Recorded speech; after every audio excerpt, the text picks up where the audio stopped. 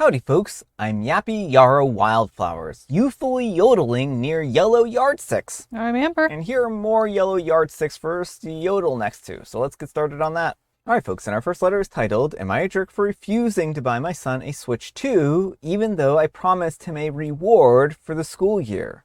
My son is 13, and I promised him in September that if he did well at the end of the year, we would celebrate and he could pick out a $200 prize for himself. I didn't want an ambiguous promise like something nice, or within budget, without specifying the sum that might generate disagreements later. So I stated the amount up front. Well, he tried really hard, and I was pleased with him as he got better in math and had less arguments about homework. I congratulated him on his grades, and I told him that he deserves his gift, and I reminded him of the $200 gift budget once again. Well, this Monday, he came to me with a link to the Nintendo Switch 2 and said that he wanted it. I told him that it wasn't within the budget.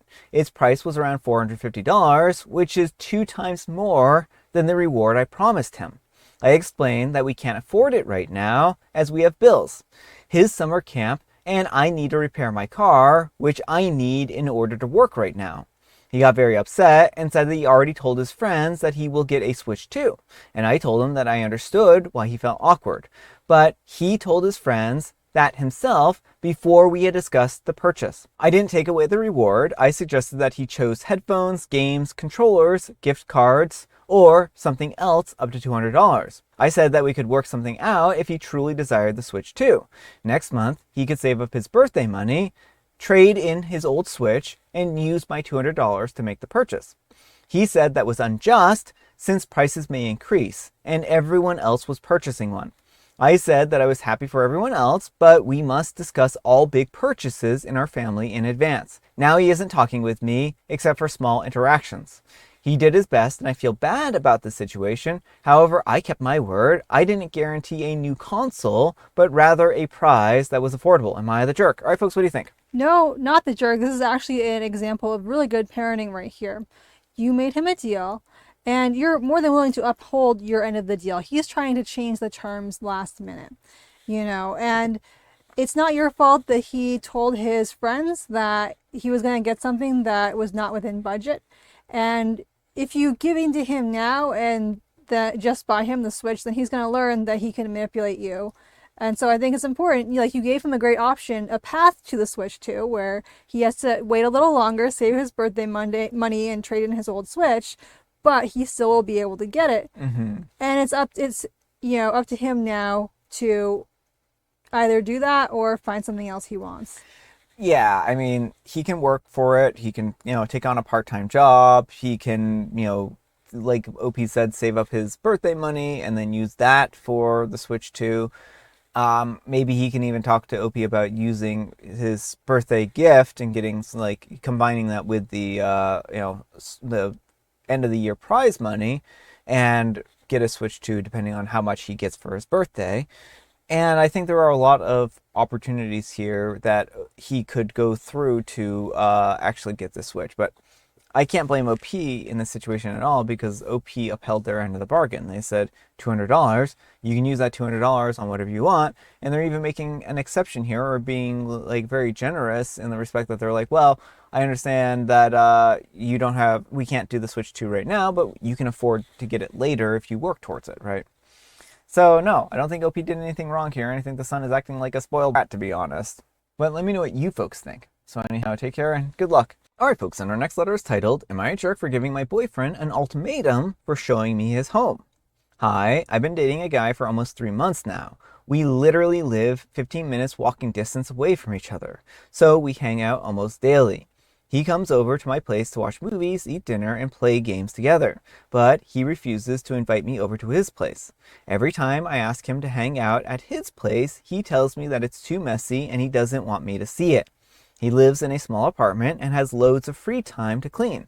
I also offered to help him clean his apartment several times, but he refuses. He rejected the idea of hiring a professional cleaner as well. I don't want us to only hang out at my home every single time, and I've asked him to clean his home so many times now. I even said that I don't care about it being a mess. I just want my boyfriend to invite me over. He claims he is cleaning bit by bit, But that's what he's been saying for 3 months now. Last week, I was fed up and I told him that I'm giving him an ultimatum of 2 weeks to show me his home or we're done. He's asked me for a month. Eventually, we settled on 3 weeks, but he said he probably won't make it. Keep in mind, this is a single person apartment, so real small, and he has all the time in the world. But it's bugging me. Am I the jerk for demanding to see his place? All right, folks, what do you think? No, not the jerk. This feels way off. Like, I mean, it could be that he has a problem with hoarding, and is very embarrassed by that. But it also could be that he has a partner or a child or something else that he doesn't want OP to know about. And until you see the inside of his house, there's no way of knowing what's going on. So I do think like ultimatums are never really a good idea in relationships. I think if it's getting to the point of ultimatums, then there may very well be deeper cracks and fissures here that need to be addressed. I understand OP's concern. OP may not even be thinking about the affair point of view. OP could be the other woman for all we know, right? They live 15 minutes apart, and OP could, for all they know, be the other woman, and that there's a girl living in the apartment where their boyfriend is at. And I wouldn't be surprised by that. I mean, maybe I'm cynical, but it's just not something that would, oh, big shock, he's having an affair, right? I think that OP has good grounds to want to see the inside of his apartment because generally speaking, you don't have to host the same person every single time, right? Mm-hmm. And the fact that he is so messy that after 3 months, he still hasn't got his act together enough to clean up enough to get OP over there would give me a lot of pause, right? Mm-hmm. I'd be like, well, how bad is your house that even after 3 months of just living there by yourself, you can't clean this up? Now, I mean, if you throw kids into the mix, right? Mm-hmm. Kids can make a place really messy very quickly, and maybe it would be a little more understandable because like he would have to be cleaning up after kids all the time, but he's single and he doesn't have anyone allegedly living with him, right? So I understand where OP is coming from here. It's not fair to them to have to host him all the time. He should be doing some of the hosting as well. But I do think like maybe this relationship might be running its course if he just cannot be open to OP about the real reason. Maybe this is the real reason, but if there are other reasons about why they can't come over to OP's home. Maybe he's like selling illicit substances outside of his house and like he has a whole like lab inside of his apartment. Though it just lends to the imagination on what could possibly be going on in there, right? Yeah. Maybe he has a puppy mill for all we know, right? Like you can just continue to speculate endlessly about all the terrible things that he could have in his apartment. And, if you haven't seen the inside of the apartment, you just don't know. But let me know what you folks think. So anyhow, take care and good luck. All right, folks, and our next letter is titled, Am I a Jerk for Buying a New Car Without Consulting My Partner? My partner was really upset because I bought a new car without consulting them. They claim that it was a huge financial decision and that I should have involved them. We've had the stance that it doesn't make good financial sense to buy a brand new vehicle due to depreciation, and I still agree with that statement. However, a new vehicle was coming out and I didn't do a pre-order. I waited for the first batch to come out and then I bought what the Redditors called a job 2 of the same model year. Now, mind you, I paid cash for it. I budgeted for it. I didn't even pull any money from savings, aside that I put this money aside into a very high yield savings account for safekeeping. I didn't just put any financial strain or burden on us. It didn't take away from anything else. It was not an impulse buy. I planned for it, knowing that the vehicle was coming out. I feel like I've worked really hard for the last 25 years of my life to be able to treat myself to something that I wanted, that I could afford, and didn't take away from anyone else to do so. Am I the jerk here? Edit, yes, I am the jerk. You're all right. This is my spouse. We've been married for almost 20 years, but we keep completely separate finances. Their money, their things, my money, my things. But I pay 100% of all the bills, utilities, mortgage, vacations, unknowns, etc. I believe I knew that they would be upset with me for wanting to buy this vehicle. So I fell back to the better ask for forgiveness type of trope. Thank you, Redditors. All right, folks, what do you think? Yeah, I'm glad that OP realized that they were the jerk here. This is the kind of situation where, like, I understand that they have some separation in their finances, but you're still a household and you need to make major decisions together. It sounds like they had talked. They were supposedly in agreement that buying a new car was not the right option at this point in time. And OP decided, well, it's my money, I'm going to buy it anyway, which is not a good way to be in a relationship. Yeah, I mean, I have questions here still. If this was OP's fund money, like if they both get an equitable amount of fund money each month, and OP has been saving this fund money for the last 20 years, and they purchase it out of their fund money, I would say that that's probably acceptable. I do think that that does add an additional burden to the household because a new car has insurance, it has taxes and other things. But if they're covering all that stuff out of their fund money, then that's perfectly fine as well, right? So to me, it kind of depends on the source of the money.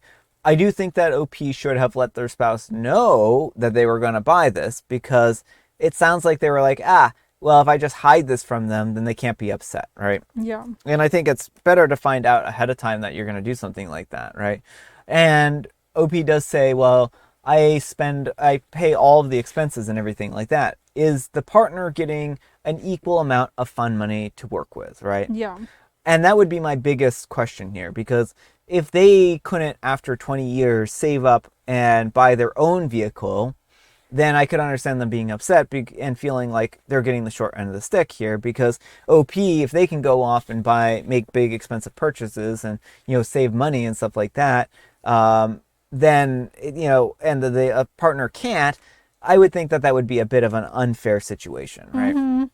So I think to me, depends on the nature. I still think they should have let them know that they were going to spend their fund money on something that was so big. Mm-hmm. But again, like if it's their personal money that is, meant for spending on recreational things, and this is their big recreational spend, then I would have a hard time faulting them for buying it. But I do fault them for not talking to their partner about this big purchase ahead of time. But let me know what you folks think. So anyhow, take care and good luck. But folks, let's see what the Wheel of Judgment has to say. Wheel of Judgment, turn, turn, turn. Tell us the judgment that OP's earned. Just a little jerk. I mean, I can agree on that. Just a tiny bit. Teensy weensy bit. All right, folks, and our next letter is titled, Am I a Jerk for Refusing to Go to a Swingers Club After Our Couples Therapist Suggested It to Fix Our Sex Life? A 33-year-old male and a 34-year-old female. My partner and I have been struggling with intimacy for a while. We decided to see a couples therapist because we wanted help with communication, trust, and our sex lives. During one session, the therapist suggested that we should try going to an estranged club, basically a swingers club. They said that it could help us reduce the pressure, become more open, and bring excitement back into our relationship. I was shocked and uncomfortable. I'm not judging people who enjoy that lifestyle, but it's not something that I want. To me, it felt like a very intense suggestion for a couple that is already having problems. My partner seemed more open to it than I was. After the session, I told them that I did not want to do it, and that I also felt uncomfortable continuing with that therapist. My partner said that I was overreacting and refusing to try something that might help us. I said that if our relationship needs swingers clubs to survive, then maybe we have bigger problems than a lack of excitement. My partner got upset and said that I made them feel ashamed for even considering it. Now things are tense between us. I feel like I set a boundary. They feel like I dismissed a possible solution before even discussing it properly. Am I the jerk for refusing to go to the club and wanting to stop seeing that therapist? And folks, there are a couple of comments here that I'm going to read because I think they help to add more context. And ZB Horton says, I would definitely look for a new therapist. Though, I guess that I'm curious, can you go into more detail about the issues that you're having and how they think that this might help? I'm having a tough time coming up with any reasonable time that going to a swingers club would be a fix to intimacy issues. And OP replies, our issues were pretty normal relationship problems. Less intimacy over time, communication problems, stress, and getting stuck in a routine. There was no discussion about either of us wanting an open relationship or swinging. The therapist framed it as a way to reduce pressure around sex and be more open-minded and bring novelty back into the relationship. They said that we didn't necessarily have to participate, but even just go to observe could apparently help us see sexuality differently. But for me, it completely missed the mark. For a couple who's already struggling with trust and intimacy, suggesting a swingers club felt like jumping to an extreme solution before addressing the underlying issues. It made me feel less understood, not more. That's why I'm confused and might be thinking to look for a better therapist. And humor is my love language says, did your partner find this quote-unquote therapist? There's no way a real, educated professional would recommend that against one partner's will. And Opie replies, yes, she found her, but I was not against it at first. Didn't think that she would give an extreme recommendation like this. All right, folks, what do you think? No, definitely not in the wrong. I mean, I question the legitimacy of this therapist here. Like it does seem like a very strange suggestion to be making here. And I am wondering if the partner where this partner found the therapist from, and whether they may have been hoping for this sort of option all along. Yeah, I mean, I am wondering about that as well. I mean, I think that every therapist, of course, is going to be different, but it does not necessarily pass the sniff test for me that this is something that a therapist would say. Generally, I would think that working on communication and trust would require a very different set of skills than just saying, well, if you go to a swingers club, it'll fix everything, right? Right. It seems very short-sighted. Yeah, I mean, I would have a really hard time thinking that this would be a good suggestion for a couple that's already suffering with a lot of different issues. And I think I agree with OP's statement here, right? Like, I think that they need to work on communication and need to be working on setting time aside for each other and doing activities. And if being in an open relationship was something that they both wanted and were wondering how to approach it in a healthy way, and they were trying to see a therapist to work on that, that would be one thing, right? And it would make sense why the therapist would be like, maybe you should go to a swingers club to see how other people are doing this kinds of stuff, right? But that isn't what OP signed up for. They signed up because they were struggling in the relationship. They aren't struggling with an open relationship, right? I think OP has every right to be concerned about this therapist and want to find a new one, because it's worth shopping around for therapists, especially if the first one that you've gone to doesn't work for you. And not every therapist is going to jive with every person, right? Yes, I mean, I think that's an excellent point, is that not every therapist is, like you were saying, going to be the best person to address a particular person's needs. Because all therapists have different skill sets. Like, there are some basic skills, but there are other areas that therapists will specialize in. And so it doesn't mean that couples therapy is wrong, but they should probably pick a therapist together who they both feel like is going to meet their needs. Yeah, but let me know what you folks think. So anyhow, take care and good luck. All right, folks, it is tea time. Grab your beverages of choice. I've got some tea right here, and Amber, she has a joke. What did the time traveler do when she was still hungry after her meal? She probably went back in time and stole the sandwich from her previous self and then ate it. She went back 4 seconds. Something like that, right? Yeah. Sandwichception. And folks, today is a very special day. It's sandwich day. So make sure to go and find yourself a sandwich, but make sure to keep it protected from your future self, who will try to travel backwards in time to eat it before you do. It's a real problem. All right, folks, that's all the time we have for today. Thank you so much for watching. Happy Special Sunday, folks. And you know what makes it special? You do, and Amber does too. And Brian does too. Amber, we need some kind of moral advice and or guidance, and please have it on looking for therapists. When looking for a couples therapist, it's important to look for someone who is going to meet the needs of both parties. Yeah, but thanks so much for watching, and we'll see you all tomorrow. Bye.